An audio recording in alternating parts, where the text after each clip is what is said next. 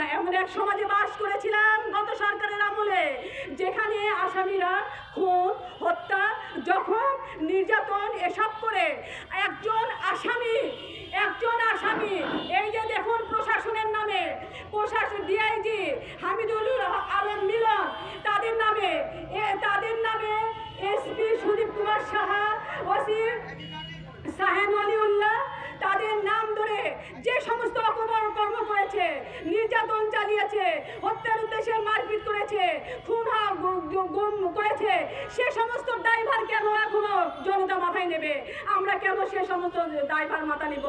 প্রধান উপদেষ্টা, তথ্য মন্ত্রীর কাছ থেকে শুরু করে সমস্ত উপদেষ্টা মন্ডলীর কাছে আমার আকুল আবেদন, আমরা এই সমস্ত ফ্যাসিবাদ হতে, এই সমস্ত মিথ্যা মামলা মোকদ্দমা হতে, এই সমস্ত নির্যাতন জুলুম হতে আমরা রেহাই পেতে চাই।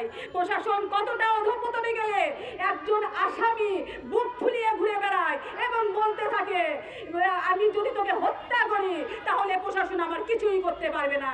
আর ভিকটিম মজলুম হয়ে, নির্যাতনের শিকার হয়ে ভয়ে পালিয়ে বেড়ায় নিরাপত্তাহীনতায়। কেন? এইটা কোন সমাজ? এইটা কোন সোনার বাংলাদেশ? এইটা কোন জাতি যেখানে ভিকটিম তার নিরাপত্তা পাবে না? আসামি জোর গলায় বলবে, কেন বলবে?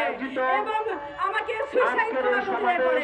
কাজে আমি দেশবাসীর নিকট বলবো, আমরা এই ফ্যাসিবাদ মুক্ত, আমরা এই জুলুম মুক্ত থেকে আমরা বিচার চাই এবং আসামি শাহিদের সহ তার গন্ধের সমস্ত সন্ত্রাসীদের বিচার চাই। আমার স্বামী doctor Rezaul Karim সান্না, chairman tropical Holmes limited. আমাদের স্বামী স্ত্রীর সংসার অত্যন্ত ভালো ছিল। আমাকে তিনি অত্যন্ত ভালোবাসতেন এবং বিশ্বাস করতেন, এবং আমার স্বামী আমাকে কেন ভালোবাসতেন এটাই সবার জন্য কাল হয়ে গেল। তখন এই সাজ্জাদুল করিম শাহিন এবং ফাহাদুর রহমান সুহাস এরা চক্রান্ত করে, আমি বগুড়া ট্রপিক্যাল হোমস লিমিটেড শাখা অফিসের লিগ্যাল অ্যাডভাইজার পদেও ছিলাম, যখন তাদের দুর্নীতি আর সমস্ত অপকীর্তিগুলো আমার চোখে ধরা পড়লো, আমি আমার সাহেবকে জানাইলে ওরা বগুড়ার থেকে একে একে ডিরেক্টর, যারা 20-25 বছর ধরে চাকরি করত, সে director Mohammad Jahangir Alam, project engineer Masud Parvez, সহকারী ম্যানেজার আলামিন সহ দারোয়ান আরও যারা আছে সবাইকে তাড়িয়ে দেয়। সবাইকে তাড়িয়ে দিয়ে তাদের একমাত্র বাধা ছিলাম আমি, কারণ আমার সাহেবের সঙ্গে আমি ছাড়া কেউ কথা বলতে পারতো না। তখন এই শাহিন, সাজ্জাদুল করিম শাহিন করলো কি, এই সুহাসের সাথে ষড়যন্ত্র করে আমাকে হত্যার উদ্দেশ্যে গত 27/3/2024 তারিখে অফিসে আমাকে মারপিট করে, এবং ওখানে একটা মেয়ে অ্যাকাউন্টেন্ট থাকে সাবরিনা একটা স্মৃতি, মেয়েটার সঙ্গে আঘাত করে আমি একজন নারী হয়ে এবং একজন ট্রপিক্যাল হোমস লিমিটেডের চেয়ারম্যানের স্ত্রী হিসেবে ওখানে আমার উপর জুলুম হচ্ছে। ওরা আমাকে মানে তারা আমাকে সহায় না হয়ে ওই মেয়েটা করে কি, পুরোটা ভিডিও করে সেই ভিডিওটাই আসামি শাহিনকে দেয়, যেটা নিয়ে ও পরে সবাইকে দেখায় এবং হাসাহাসি করে। এই মেয়েটার সঙ্গে আঘাত করে ও বিভিন্ন রকমের মিথ্যা ভাউচার তৈরি করতো, করে বিভিন্নভাবে টাকা পয়সা আত্মসাৎ করতো। এর মূল কারণ ছিল আমি আমার স্বামীকে কেন জানাইতাম, এই জন্য করে তার জীবন থেকে আমাকে সরে দেওয়ার জন্য এই ফাহাদুর রহমান সুহাস এবং শাহিন এরা বিভিন্ন ষড়যন্ত্র করে আমার চরিত্র নিয়ে বিভিন্ন রকমের মিথ্যা প্রতিবেদন দিয়ে আমার স্বামীর কাছে এবং আমার প্রথম পক্ষের ছেলে তানভীর রেজা সৈকতের কাছে এরা পাঠিয়ে দেয়। এবং তানভীর রেজা সৈকত আমাদের সম্পর্কটা খুব ভালো ছিল, অনেক ভালো ছেলে, তাকে অনেক কিছু বলে বুঝিয়ে দেওয়ার পর আমার নামে যত আজে বাজে কথা বলে বুঝতেই পারছেন, বলে দেওয়ার পর তারপর করে কি, তাকে বসে আনতে পারলেও আমার স্বামীকে কিছুতেই বসে আনতে পারে না।